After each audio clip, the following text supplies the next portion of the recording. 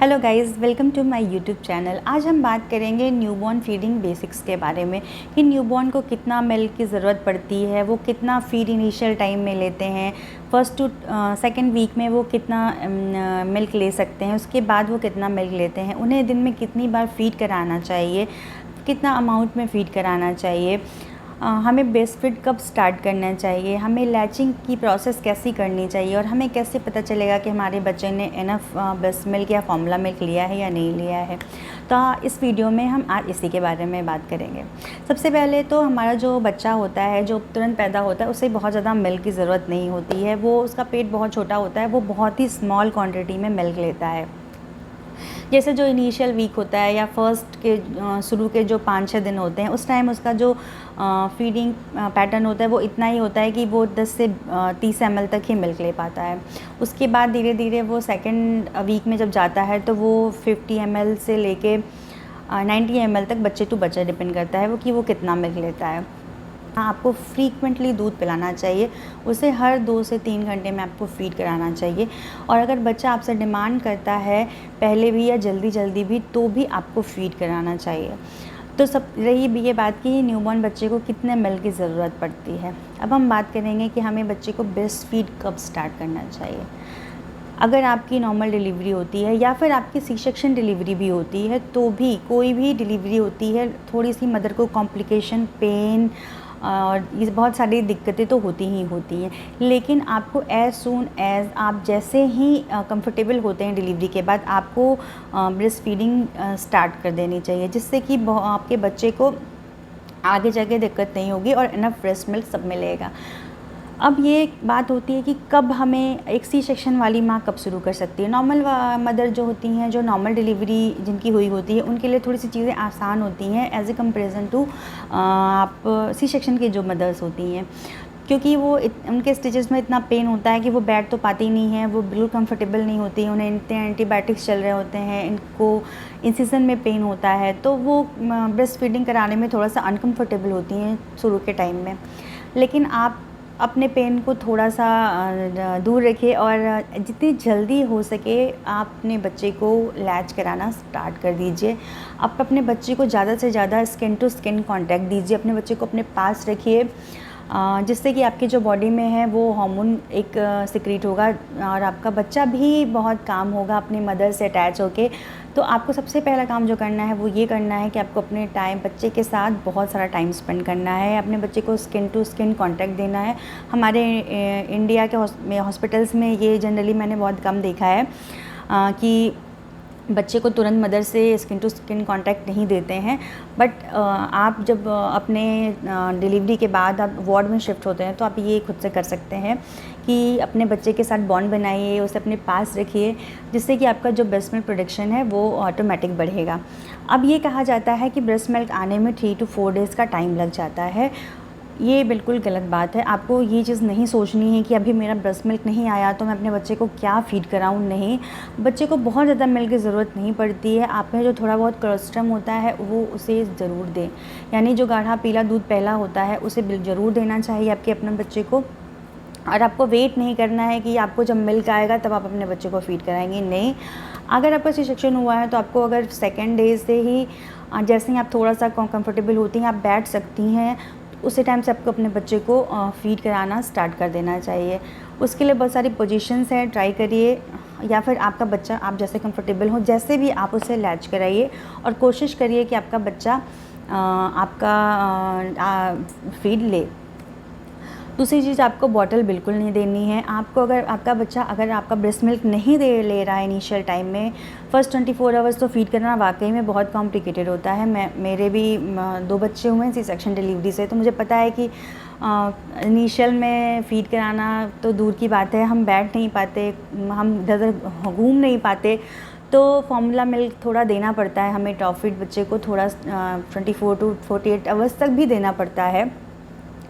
तो आप formula milk दीजिए, लेकिन बॉटल से मत दीजिए, उसे कटोरी चम्मच से दीजिए, क्योंकि उसे बॉटल लेने के बाद निप्पल कन्फ्यूज़न की प्रॉब्लम हो सकती है, जो मुझे भी हुई है। फर्स्ट प्रेगनेंसी में मुझे अपने बच्चे को लैच कराने में बाद में बहुत प्रॉब्लम हुई, अगर मैंने उसको हॉस्पिटल में बॉटल ले दिया था। तो आप बिल्कुल कोई भी बॉटल मत दीजिए उसे अगर आप टॉप फीड या फॉर्मूला मिल्क देते भी हैं तो आप उसे सिर्फ कटोरी और चम्मच से दीजिए, उसको बिल्कुल भी बॉटल मत दीजिए। अब हम बात करेंगे कि आपको लैच अगर आपका बच्चा नहीं कर रहा है या सक नहीं कर रहा है तो क्या करना चाहिए। आपको बस ट्राई करना चाहिए। वो भी नया है, उसे भी नहीं पता है कि आप वो उसको कैसे सक करना है, उसको कैसे फीड करना है। ब्रेस्ट फीडिंग में बहुत कॉम्प्लिकेटेड प्रोसेस है। बच्चे को बेसिकली सक करना होता है, फिर उसको गल्प करना होता है, फिर उसको ब्रीथ करना होता है। ये प्रोसेस बार बार करना होता है, तो उसके लिए भी थोड़ी सी चीज़ें प्रॉब्लमेटिक हो सकती हैं। उसे नहीं पता कि क्या कैसे करना है, तो थोड़ा टाइम लग सकता है। आपको पेशेंटली वेट करना है उस टाइम का जब आपका बच्चा प्रो हो जाए ब्रेस्ट फीडिंग करने में। इसके लिए आपको थोड़े थोड़े देर पे ट्राई करना चाहिए। आपको मिल्क आ रहा हो, आपको मिल्क नहीं आ रहा हो, आपको थोड़ा बहुत मिल्क आ रहा हो, आपको अपने बच्चे को हर बार टॉप फीड देने से पहले अपने आप से लैच करना चाहिए, अपने ब्रेस्ट से लैच करना चाहिए और उसे फीड कराने की कोशिश करनी चाहिए। अगर आपका बच्चा फीड नहीं करता है, रोता रहता है, तो आप उसे बेसिकली फॉर्मूला मिल्क दे सकते हैं। लेकिन सबसे पहले आपका बच्चा जब हंग्री होता है, वो रोता है, फीड के लिए डिमांड करता है, तो आपको अपना ब्रेस्ट फीड ही ट्राई करना चाहिए। उसके बाद अगर उसका स्टमक नहीं फिल होता है तो आप उसे फॉर्मूला मिल्क दे सकते हैं। ब्रेस्ट फीडिंग जो होता है ये टोटली डिमांड एंड सप्लाई की तरह काम करता है, यानी कि जितनी डिमांड होगी सप्लाई उतनी होगी। तो ये तो बिल्कुल नहीं होता है कि आपको कम दूध बन रहा है, ऐसा कुछ भी नहीं होता है। अगर आपका बच्चा जितना दूध पीता है उतना ही आपको मिल्क प्रोडक्शन होता है। तो आप बिल्कुल भी ये तो नहीं होता कि नहीं मुझे मिल्क ही नहीं आ रहा है, मैं अपने बच्चे को कैसे फीड कराऊँ। ये बहुत कम केसेस में होता है अगर किसी कोई मदर को बहुत ज़्यादा कॉम्प्लिकेशन हो। नॉर्मली ये नहीं होता है। ये सप्लाई एंड डिमांड के ऊपर काम करता है। आपका बच्चा जितना दूध पिएगा, आपका जितना आप ब्रेस्ट फीड कराओगे उतना ही आपका मिल्क प्रोडक्शन बढ़ेगा और आपके बच्चे को कभी भी मिल्क इनसफिशिएंट तो नहीं होगा। कोई भी रिसर्च ये नहीं कहता है कि बच्चे का माँ का दूध बच्चे को कम पड़ता है, लेकिन ऐसा हो सकता है। लेकिन आपको अपनी तरफ से ट्राई करना चाहिए कि आप उसको इनफ ब्रेस्ट फीड कराएं। हर बार जब ब्रेस्ट फीड कराएं तो आप उसे 25 से 30 मिनट ब्रेस्ट फीड कराएं, दोनों ब्रेस्ट पे फीड कराएं।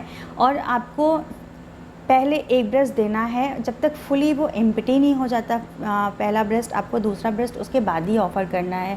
क्योंकि जो फोर मिल्क होता है, यानी जो सबसे पहले दूध आता है पतला होता है, वो उतना उसमें फ़ैट कंटेंट बहुत कम होता है। जो हमारा पहला दूध आता है ब्रेस्ट से, वो सिर्फ बच्चे की प्यास बुझाता है, वो बच्चे में भूख नहीं मिटाता, वो इतना न्यूट्रिशनल नहीं होता है।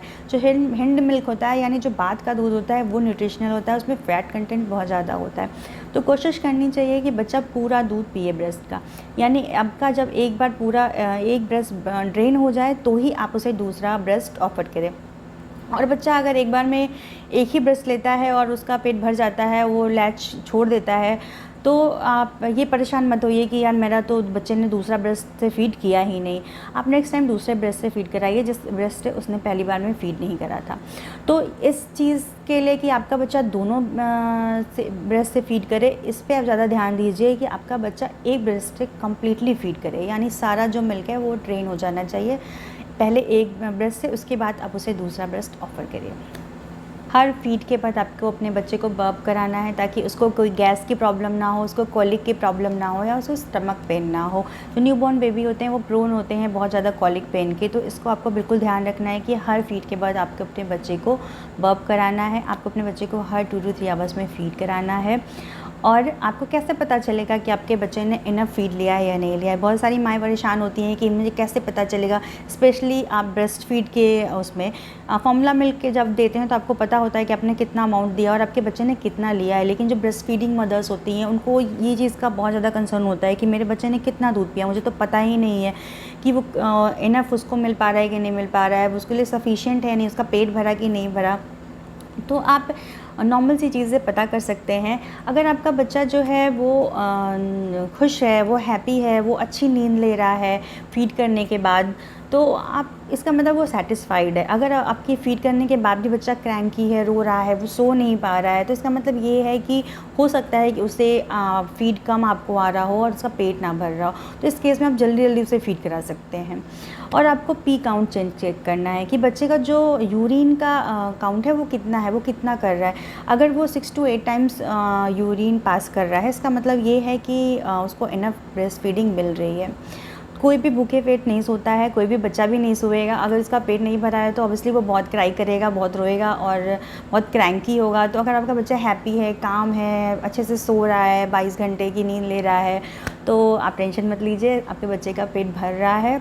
अपने बच्चे को आप अच्छे से फ़ीड कराइए, बहुत फ्रीक्वेंट फ़ीड कराइए। अगर वो 2 घंटे से पहले भी फ़ीड मांग रहा है तो उसे दीजिए। ये नहीं कि नहीं हमें 2 घंटे बाद ही फ़ीड देना है, क्योंकि बच्चों में कोई क्लॉक फ़िक्स नहीं होता है, वो कभी भी फ़ीड की डिमांड कर सकते हैं। कुछ बच्चे पेट भरना या भूख की वजह से ही नहीं डिमांड करते हैं, उन्हें एक कनेक्शन की भी ज़रूरत होती है। वो माँ के ब्रेस्ट से लग के थोड़ा सा कंफर्टेबल फ़ील करते हैं, तो वो इसलिए भी ब्रेस्ट की डिमांड करते हैं। तो आपका बच्चा जब भी फ़ीड के लिए डिमांड कर रहा है, आप उसे फ़ीड करवाइए। अगर ये नहीं सोचिए कि अभी तो मैंने फ़ीड कराया था, अभी इसको मैं फिर से फ़ीड कराऊँ, ऐसा कुछ नहीं। आपका बच्चा जब डिमांड करता है, आप उसे तब फ़ीड कराइए।